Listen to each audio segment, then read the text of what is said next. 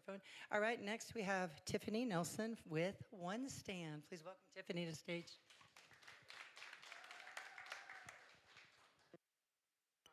All right. 5 minutes goes fast. I'm Tiffany Nelson. I'm the creator for the One Stand app, which is a discovery app for farm stands in your area.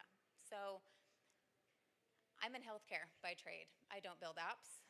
This is something that came about because I went on a walk one day and I went a different route and found a farm stand at the top of a hill one street down. I live in Sam's Valley, so they're not easily discoverable out there. We live kind of out in the sticks. So that kind of got me thinking. My husband and I were driving. He said, or I said, I'd like to find out where all of them are. I mean, if there's one right there, they've got to be all over the place. So um, he said, build an app for it then. Get it all in one place. You know, you like efficiency. So I did. I found a developer, and there's been some bumps along the way. But I wanted a place, just one simple place where people could get on, find what they need, search products, city, and farm stand name, and have something come up for them so they could easily see what's available near them. I built this with the intention for it to be very local, Sam's Valley specifically, because we have so many small farms out there. And it quickly took off after I posted something. So I didn't intend for it to be all over the U.S., but as of right now, we have almost 700 stands on the map. So thank you. Thank you guys for having me today. I've already met some really neat people and connected with a couple people that I'm really excited to talk to. So social media is a problem that I have. I don't have a lot of time. I manage radiology at Medford Medical Center, or Providence, and technology. I don't build apps for a living. It's been really great to connect with some people that are good in those areas. So that's pretty much the gist of what I have created. How do we find it? On the App Store and Google Play. What is it called? One stand. One word. One word. One stand. All right. Thank you, guys.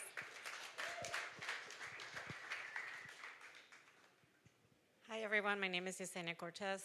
I had a presentation, but I don't think we have time for that. So I'm just going to go on the fly and tell you just a quick little story of how this came about. My wife and I, she's not here, she's bummed. This is her baby. I am the co-founder, so she's pretty upset that she's not here to talk to you all about it. This came about, it's an application called Organic Produce Finder, and the reason that she contacted a developer to start working on it was because we travel a lot, we love food, and we love local. And every time we travel, they're like, oh man, now we're in a new place, where can we get this? Nowhere but the store that has some organic stuff, and I don't like that. She doesn't like that, so she contacted the developer, started the application. So this application connects, there's something very particular about it, that there's a bartering option.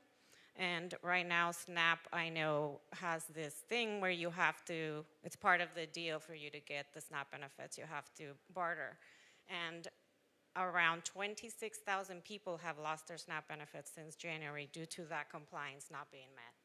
I don't know how they're doing it. Like, are you just doing paper trail? I don't know. This is why 26,000 people have lost it. There is like 740,000 SNAP recipients just in Oregon, and 26,000 have lost that. So that is one major thing that this application does do. It connects that. So if we work with food banks and such that would like to take that on, it also connects people like my friend Nate, who owns a restaurant, who before this started, he told me about it, and he's like, I want to do farm to table, but he has contacted people, but it just doesn't work out. He wants consistent, what can I get this day to bring to his daily meals, or weekend meals, or just specialize in farm to table. So that connection, that can also work on the app, as well as just your regular consumers. You guys, you want local? Here it is. And yes, we want to start it here in Jacksonville, but this is something that can go on, nationwide. Let me see. I think I've hit most of my points.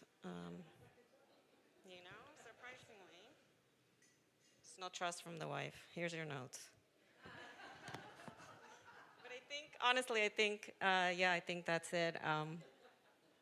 Connecting those type of 4 people, the SNAP with the bartering and the restaurants. Yes, ma'am? Organic produce finder.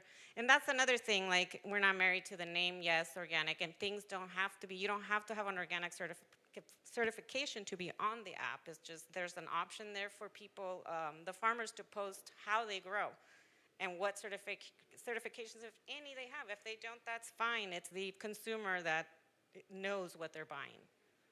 And another thing, local for stores is 100 to 150 miles away. That's not local. That's not local at all, so yes. Thank you, everyone.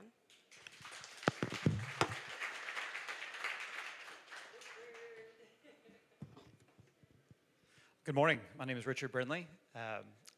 Excited to be here with all of you on a topic that I'm passionate about, as I know many of you all are, and very fun to hear these other solutions as well. A little bit about background, because I think it's helpful for the conversation. My wife and I, about 5 years ago, decided that we felt called to leave our home in Dallas, Texas, and raise our family somewhere else, somewhere where we could, be more grounded and realize our kids could grow up knowing that food doesn't just come from Costco, and that the rat race wasn't the purpose of life. Over 5 years, we ended up finding this place. In October, we landed here, and actually in the same month in October, my wife gave birth to our fourth in a yurt in the Applegate, which I guess is a thing here in the how very organic of us. So we have an incubator baby, and this is home for us now, and I'm grateful for that, because I love this community. It's great. So one of the values we have as a family is that we contribute to our communities. Wherever we go, we learn the community, and we want to contribute. And the other value we have is healthy, good, quality, local food. So that's probably why we ended up landing here. And originally, we thought we would become farmers ourselves. And then I met a couple dozen farmers. And I had no idea how unbelievably skilled, how wise, how advanced they are in their craft. I don't know why people, myself included, undersell them. So, but wow, it would take me years to catch up with them. So, okay, then I thought, all right, well, let me pivot, as one does. And maybe there's a way I could use my background in technology, automation, AI, to help them become more competitive. What could I help do for them that would incentivize more growth on the supplier side and more demand on the demand side? And as I talked to a bunch of folks in the area, a couple of things stuck out to me. One is that there's already a lot of great things already happening here. There are a lot of solutions that exist up here and others, and yet they aren't all of them. They're all connected yet, and that might be an opportunity for connection. The other thing that I learned was a staggering statistic that somewhere between 70 to 90%, depending who you ask, of the food in this valley that we eat, this region, comes shipped in from outside, despite the fact that we have one of the most fertile valleys in the United States. That's a problem to be solved. What if we could move that down to 50-50? And that's a goal. So we had a problem and a goal, but I like to think in terms of visions. So what's the vision? What if 5 years from now, we have improved the system and the incentives, economic incentives, enough so that we have substantially more food grown here and substantially more local food eaten here? Now, that's something we can aspire to. Now, to be fair, in all honesty, I wouldn't consider myself a founder yet. I would consider myself maybe a founder in training. I promise Kim I'll come back and pitch a real product here soon. But the reality is, if I'm being completely honest with you, is I don't know what you need yet. I don't know what I can do, and I'm too new here to understand the nuances yet. And so I have two asks that I would end on today. One, like I said, I've already met great people doing great things. I've met guys like John Andreessen with Oatmeal AI, who I think they have every precision ag tool under the sun and every back office operations already available for us. I've also met farmers who are managing incredible operations on the back of Google spreadsheets. It's amazing. Maybe we just need to connect more of the good solutions that are already doing. Maybe that's it. But I guess, so here's my two questions. My first one is collective. Instead of me pitching some of the things I've been toying around with and building in my garage, so to speak, what would you pitch us on? What do you need? There's just not just me, but to all of us who are, and some of the audience too, are creative community. What would you pitch us on that we could do for this community? The second thing that I would ask, and this is a little more personal, is if you are in this space, this food space, whether you're on the supplier side or the demand side, or anywhere in between, maybe you're even on the regulatory side for our city folks, government folks, If you would be willing to have a call or I'll buy coffee, I would love to learn more about what you see as the main roadblocks, the disconnects, the friction points that exist, because if I'm honest, we could probably build anything, and if we can't build it, we know somebody who can. But I don't know what to build. What's really going to move the needle here? And I'd love to ask that, because I don't know that I want to be iterative on a current system. I think I want to find a way to be truly innovative, and maybe that means creating new things. And I can only do that with you. So if anybody wants to do that, and anybody else wants to join me in those conversations, I'd love to have it. I just want to thank you for this time.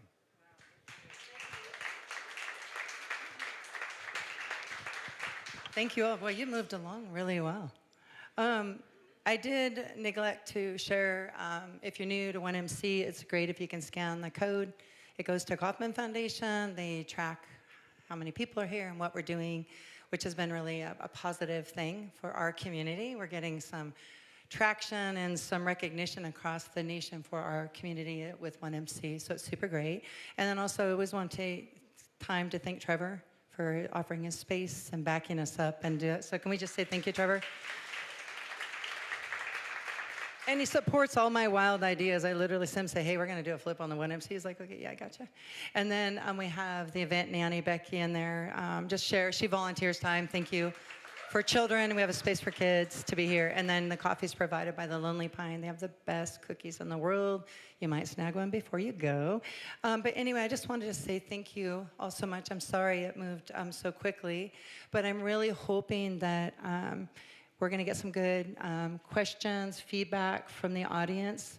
And then also please stay afterwards to connect. Or if there's anything I can do to support, please reach out. We really want to bridge this. And thank you for just bringing us full circle on the need for the collaboration. What are the needs to help create better communication, better supply chains, and things for our food system to get it to people who need it? Because it is very challenging. On facilitated questions, I mean, really think about each of our presenters. You can ask 1 or 2 questions of them, and let's see what we can do to help support them. So I'm going to let you all take it away and hand the mics around. So, all right, woo.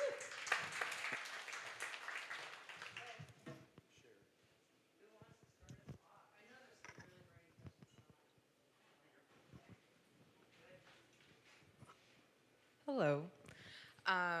I think these are phenomenal ideas. I love local produce and local things myself. I prefer to eat as much local things as I can, and I'm a huge foodie, so quality is my thing.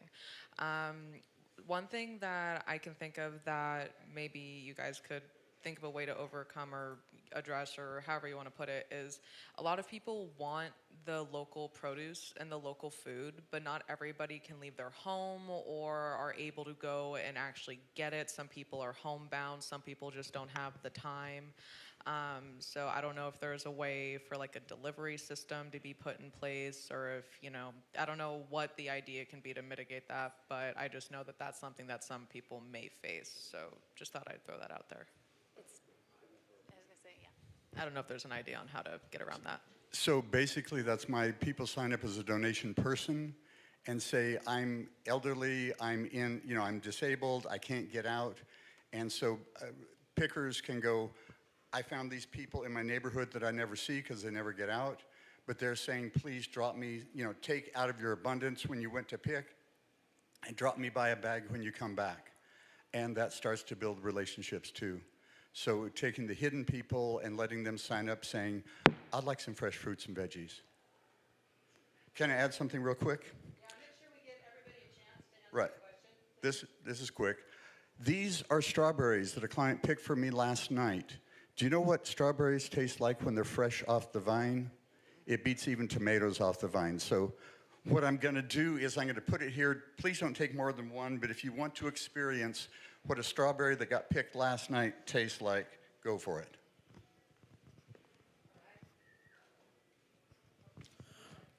Hey, how we doing, y'all? I'm over here.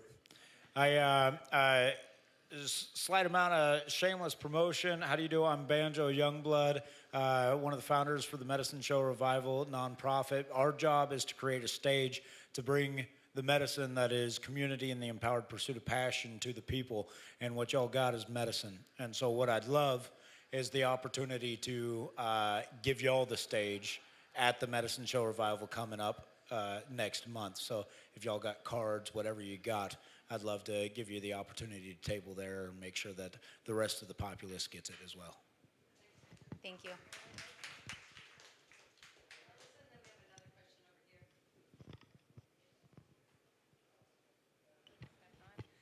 Yeah, I think I would.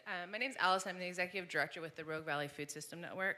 So my day job, 40 hours a week, is to build bridges and understand what's happening with all of the different folks in the food system in Jackson and Josephine County. And to your question, I just wanted to mention that we do have two really integrated and active organizations that do home delivery or do delivery pickups to locations where you could have a neighbor pick up, and that's Josephine County Farm Collective and Carrie's here, and then Rogue Produce. And they also have tech solutions, so you can go online and order online. They have a deep relationships with a number of producers, so those are two solutions that are very well established in our region. And then there's other solutions that are coming up for, not everybody has their own cup of tea, so.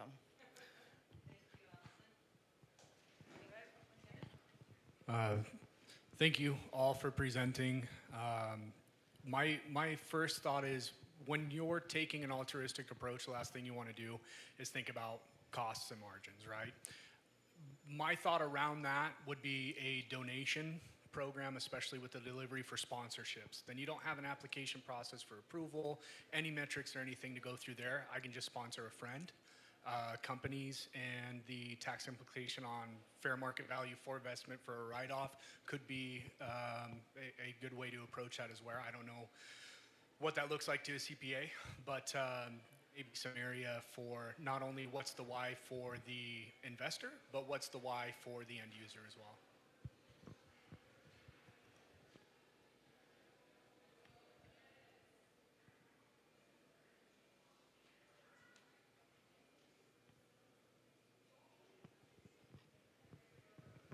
Hi, thank you all for your presentation. My name's Alicia, and as we're talking and asking questions, I wonder if there's any goals for you all to collaborate in one spot where we could search up and find all your resources in one place. Like those two that you mentioned, it would be amazing that we could help our community with one site or Facebook page or something like that.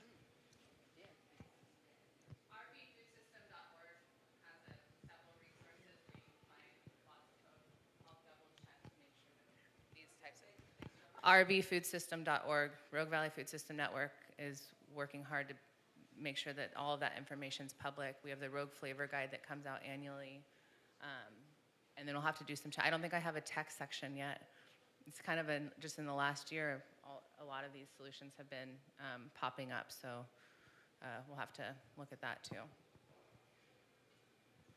I have a curiosity because as I was like listening to it, and it seems like, so Jerry and Tiffany, that's a very consumer, focus on the consumer, right? So it's anyone who just needs food or local or wants to deliver a farm stand, pretty simple to get on there and get what you need. The organic produce finder and a couple others are really geared towards like wanting to connect producers and buyers, right? But there's also the consumer element. And I know John and Richard kind of threw a curveball at us, switching out John, who actually has also a tech solution that is trying to connect producers and buyers. And I guess I'm curious because the biggest obstacle that I continue to see is both getting farmers to pivot, to fill out an application and upload product, and farming is not a predictable, like we don't know what's coming out this week. I mean, a couple weeks down, right? And some of the farmers in the room can speak, but like getting the inventory updated and integrated, and that whole thing is an obstacle.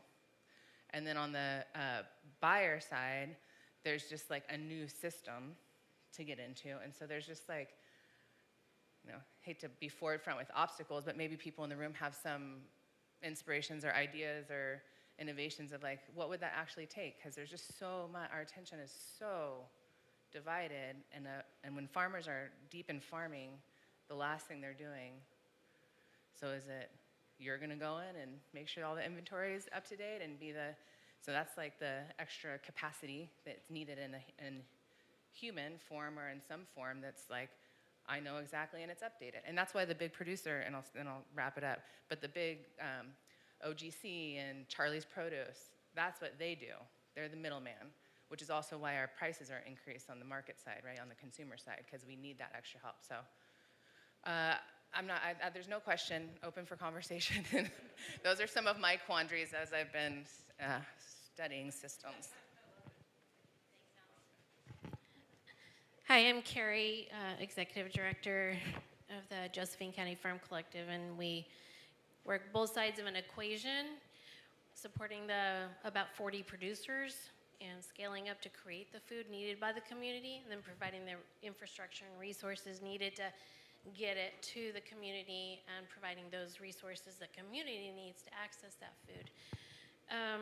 And so I just want to flip the narrative, because a lot of these tech apps are very consumer focused, and so you might want to just consider asking our producers, what do they need? As a Food Hub director, I can tell you we have an online marketplace.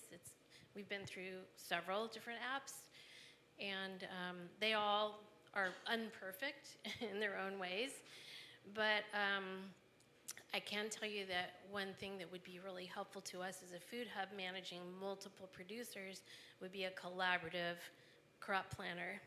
There are software apps out there they're designed for one farm to do their crop planning, but as a farm collective trying to plan multiple farms successions so that we don't have everyone harvesting tomatoes at one time, it allows us to extend our seasons, offering more to the community in those shoulder seasons and through winter if possible. Right now when we see a lot of produce drop off.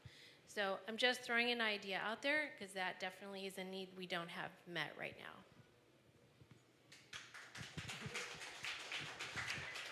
So I just have a little bit to say. On the organic produce finder, we do realize, and that is what we've had trouble with, getting the farmers on board, because they're busy. Y'all are busy. We understand that. And this is tech is improving so much that, yes, the application has all the possibilities to incorporate all of that stuff. And as we incorporate more stuff to it, the more help for the farmer, that means more money for the farmer to pay. But that's not what we are trying to do. Like you said, more consumer-based. No, we're trying to focus on the farmers and what they need, so that you all know so that we know what the exchange is, what everybody wants and needs. And yes, the farmers need a lot of help, I know. So AI is here. So maybe that's something that it can help with. I'll just add to that as well. I think addresses both questions. There are a lot of tools that can help us bridge the gaps that currently exist. And I don't have to compete with anybody else in this day and age. I can build agents that I don't recreate your solution. I can send an agent that has my solution connect to your solution. And so at the end of the day, what do the farmers care about? Well, the farmers, the less time that they're on this, the less time that they're on their computers, that's the win. In fact, nobody wants to use an app that I build. Nobody wants to download another app on their phone. Anybody want to download an app or program? No, of course you don't. Me neither. Okay, and I build them. It's like, but so the question is, how could we get the farmers, I think, to leverage some of the value that these solutions offer without having them to spend more time on these things? And that's where I do think that collaborative solution isn't just collaborative. It starts here. That's actually why I wanted to hear y'all's pitches to us instead of the other way around. But on the back end, agents that collaborate with other agents in this day and age can produce a return on investment in time that I don't think we have measured well yet, and would be a big benefit to crop planning and other community resources. So I'll pause there. I have a comment question. I am a farmer here in town, Soul Revolution Farm and event space. JC Farm Collective's comment about having a multi-farmer planner is something I've dreamt of for years as a new farmer, because one of the things that nobody wants is more green zucchinis and Roma tomatoes. Right, everybody wants them, but not like as many as everybody grows. I mean, there's an abundance of certain things, and then there's crops like what I specialize in. I grow a bunch of okra, and not a lot of farmers around here grow okra. So with the shared crop planner, farmers can really see where there's a gap in production and carve a niche out for themselves in specializing and specialty crops. I think that's where you're going to find too, consumers are going to be more curious about trying different varieties of zucchinis. Like I grow long white Palermo zucchini. It's not your typical green store zucchini or mass-produced farm zucchini. So these, I think, are ways for farmers to feel like this might be something that's helpful and different than what they're getting with just their own crop planners, of which I use 2, plus also AI, just for the hell of it. And I don't see any negative to having a shared crop planner with multiple farms in a region, because people won't waste their time growing the same thing that's going to not sell out. Obviously, things that don't sell out can be donated to share the harvest, but we can't make money on donations. Tax write-offs only go so far. They don't turn into rebate checks. So when someone says to me, oh, it's a tax write-off, this is good for you, I'm like, well, I already have 30,000 of those, so I don't need any more tax write-offs. I need cash, and I need a customer base that wants to buy the produce I'm growing. So that would be really helpful, tech guy. I didn't catch your name, sorry. Richard, and probably both of us could help with that. One comment quickly on that. I think we have something like this that already exists that we could put out there. And John, if you want to say more about it, feel free. But I think the question I'd love to follow up with maybe afterwards is I would love to hear from your end in a real world basis. How does that work with you and other farmers? How do you decide, oh, I get to grow okra versus zucchini versus other thing? How do you work with the local farmers to decide that? Because maybe one farmer says, well, I want to grow all the okra. Well, I want to, for another time, I'd love to learn more. Well, yeah, and my thought is, like, farmers get to make that choice. It doesn't matter. Everyone can grow the same thing. But I think it'll give opportunity to farmers who are willing to be more flexible and change things up to have that vision of, like, what's already being produced and say, this isn't. I'm going to tap into that. There's no hierarchy of who gets what. We're all growing whatever we want, and nobody can tell us what to grow. But I do think having that broader picture available would be super helpful to a lot of people. Agreed. Yeah, thank you. To tie a few things up that sparked a few thoughts for myself is, where are you currently at? Where are you going? Rather than the interest of the farmer, what is your personal interest developing on the needs of the consumer end? So providing the opportunity for people to have food and having that as the base platform, and then drop shipping, to a previous point, is really popular. So if you have a surplus based on a confidence variable on a given need, and giving yourself that a little extra room could draw interest towards maybe a subscription base, sponsorship only, donate $1 today to get started, and then you're on the drop ship list maybe, and then you have the ability to buy at X rate or discounted rate, something around there to kind of keep it fueled, and then you can go after the interest of areas based on the consumer interest, providing the need, and then being able to expand with those relationships for individual farmers. Because as we all know, capitalism and free market, everyone's going to do their own thing at times. So maybe that'd be an approach that would benefit. Can I ask a question of y'all for a second? On that note, actually both of those notes, if you were really going to do a planner app where we all got together and figured out what we all grew for the sake of community, you would need to know what the demand metrics are. What are people actually going to eat? I couldn't just know for just your organization or just your organization. I would actually need to know for the valley how much local food is eaten of XYZ crops, right? Do those data sources exist? And if you know anybody that lives in nerd world like I do and wants to talk data, I would love to be able to, because if we could figure that out, we could better plan cumulative, even to the point of the farm stand apps and organic produce. And that'd be a data source that would be great to be able to share among anybody who's working in this space, I think. But I don't know where to get that, so if you do, please let me know afterward. It doesn't exist. Then let's build it. It doesn't exist, but there's pieces of it that exist that are like, but you're talking about demand across a large, so that's all the farmers markets, the garden shares, the Well, food gardens, so the big market.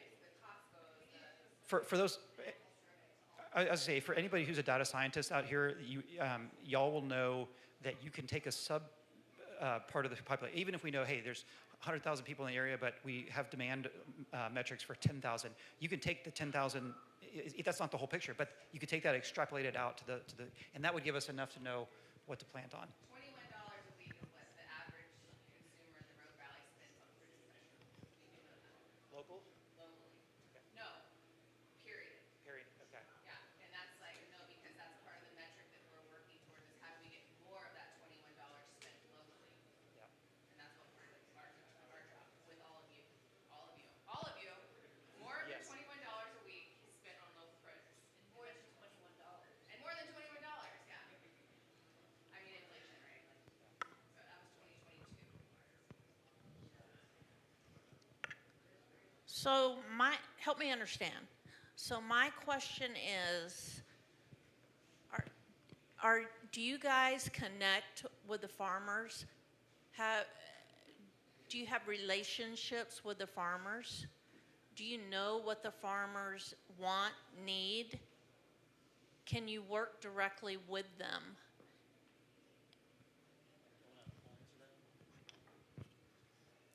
I mean, our struggle is getting the farmers' interest. Can we work with them? Absolutely. There's so many and help that can be provided to them, and a lot of the things that farmers don't have is time and technology, and how do I upload all my inventory, and how do I do all of this? It's all about education, really, and offering resources. Well, the only reason why I ask is because in my business is built on relationships. And if you don't have the relationship, how are you going to work together? I think that specifically in my case, I might be a little bit different. But there's communication avenues in the app built in so that I do have relationships, not necessarily with the ones in Florida or Georgia, but definitely the ones in Oregon and locally in Medford, Central Point, Sam's Valley. I have actually built some relationships with many people. It's probably one of my favorite things so far about what we've done with it. So there's definitely that messaging back and forth. Social media is huge for communication lines. I've done some asking what stands want, what the producers want, to see what would make their lives easier in using the app. So I've gotten some feedback. I think that that's how we get better. So that's where the groups create that affinity. A church, you know the people at your church. A Boy Scout troop, you know those people. You belong to the Rotary, you know those people, you have an affinity. Some people at Hidden Valley High School, some people will have trees and stuff and they'll be able to be growers. Other people, like you send out 42 wrestlers at Hidden Valley, you know what they're going to do to an orchard? They're going to clean that up pretty good, take some home, and then donate some to the food bank. So we work with relationships to get those growers by saying, hey, to the church, who's a grower, who's a picker, to the Boy Scout troop. And so we build relationship groups by inviting them to create their own harvesting group. Oops, there you go. Thank you, Jerry. I get that. I just felt like the conversation with a farmer, I just feel like there's a disconnect. I would agree. That's what, personally speaking, my wife and I have had over a couple dozen farmers to our property just for dinner or going to their property for that very reason. And I think the more that we can connect the supply side and the demand side and the more we can understand each other, even if AI helps out with 80%, there's always going to be 20% that you never replace. And that's where the relationship is. So I agree. I have more learning to do. So if you know people that want to talk, I'm all ears. So thank you. Yeah, I just want to build on that concept a little bit. As someone who manages a lot of producers, and I know all that's on their plates, if someone came to my farm stand, for example, John came to my farm stand, I wasn't even open. We chatted through the fence. We already started building that relationship. He handed me his sticker. But if he waits for me our farm stand, it's going to be weeks. If he came to my farm stand and said, "This is awesome, can I add you to my app right now?" It's done. Don't wait for your farmer to do it for you because they're too busy until winter. So to follow up on that, Tiffany and I kind of have the same thing going on, right? So my name is John Cunningham. I'm part of the team that created Farm Stand Fresh and Local. Same sort of app, just helps connect people with their local farm stands. And on that, we go around and anybody can add their local farm stand, right? And there is that genuine barrier to, hey, nobody wants to download another app, right? Like, we get that. But when this is recognized as a tool and a force multiplier for farm stands to connect with consumers, then the value is recognized and it's there. And we're both in this building phase of, we have to build consumers that are on the app, and we have to build farm stands that are on the app. And if the farm stand isn't claimed, right, then the information isn't necessarily updated and uploaded or most accurate, right? So it's a balance. We're trying to figure that out. And the way that that's built is through building those relationships and going around and meeting people and having conversations and just spreading the word about what we have. Is that the last question? Do you have any others? I got one. All right, Robert, please I just join. got one. Actually, two things. Have you guys ever had fried okra before? Because when she said okra, I didn't hear anything else that was going on. So that's just one thing. The second thing is, has anybody ever tried to create a newsletter, almost like everybody used to do back in the old days, where we'd have like the grocery list and the whole newsletter that came out? A lot of people aren't technology savvy. Like, I do know how to build apps, and good God, like that's a thing. But to have a newsletter is simple. We can get all of the producers and everything, and it could be just a phone call. Hey, what do you got going on? This is going into the newsletter. And it might start as something small, but could actually be big, like it used to be. That's it. Robert, to that I wanted to add that if you have questions, please ask Allison. I have a copy actually at the launch pad, but there is the Rogue flavor guide. It's super cool. There's when it comes out, it has lots of information and it showcases and highlights where everybody is. And I was just going to add to the the relationship building, to Shelley's point, it is such an integral part of the work that we do. It is hard. I went and visited Chris at his farm, and he was incredibly busy, but he took time for me to go out and visit and see what he does. I feel like we're starting something. It's a movement, and it's going to take time. It takes time to connect with everyone, and as Carrie said, farmers are busy. All the way through fall, this is their livelihood. So I really want to share something. We normally ask what we as a community can do for you, and I would ask that maybe you ask this of individuals on the stage, how we can help you. But I'm going to ask something of all of you. I'm going to ask you to share what we presented today at 1MC. Share out what you learned and what you know, and ask that person to share with 2 or 3 people. It's really about, I guess he went to Jerry's point, is where we're at. I talk about it everywhere I go. And I've met some incredible people, but it is going to take all of us. Because I know for me, in my state right now, I don't get too far. Like, if I can make it back to my space, I'll be really grateful today. But I'm just asking all of you, our food systems are so important. The land that we use to produce on, sometimes it's disappearing. We all need to be a part of this because we need food. And a lot of our issues and problems, even centered around mental health and other issues, are nutritionally related. We can't let this go. We have to all step up. We have to advocate. We have to get involved. And even if you say, I don't know anything about food systems, and honestly, I'm learning. Allison's been just fantastic. But it's from the seed, the soil, to the farmer that, their crops. I see how much Emily works.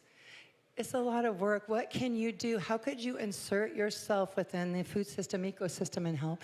I am supporting food producers with the commercial kitchen, helping them move forward. We have someone that was using waste on their farm. Those plums were just rotting, and he's creating a really cool plum syrup.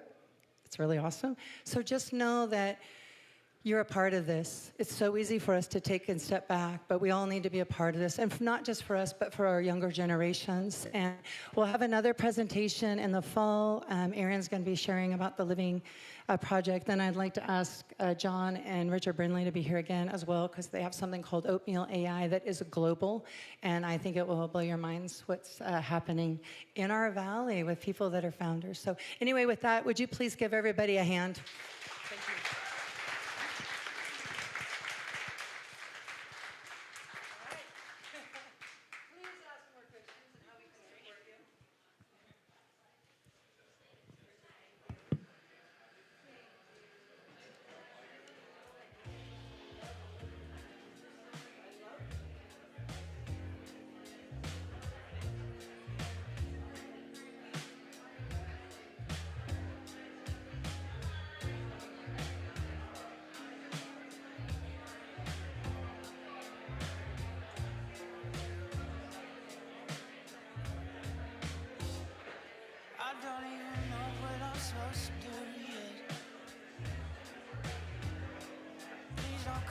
Just give me some room, yeah. I don't need sympathy. I just need a melody. Why?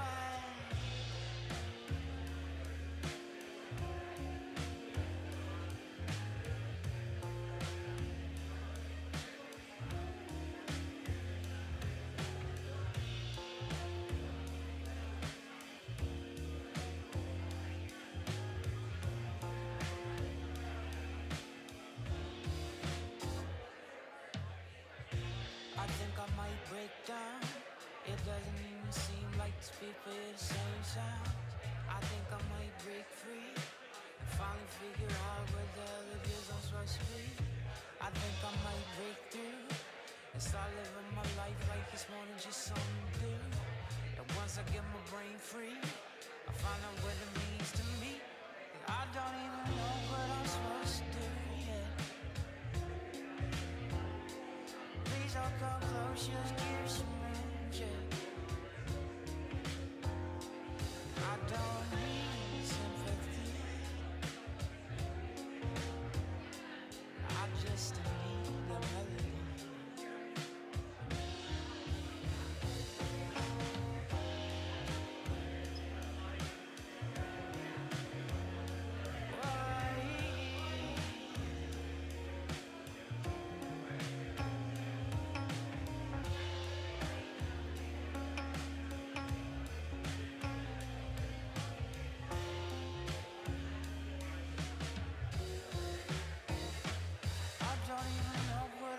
Say it.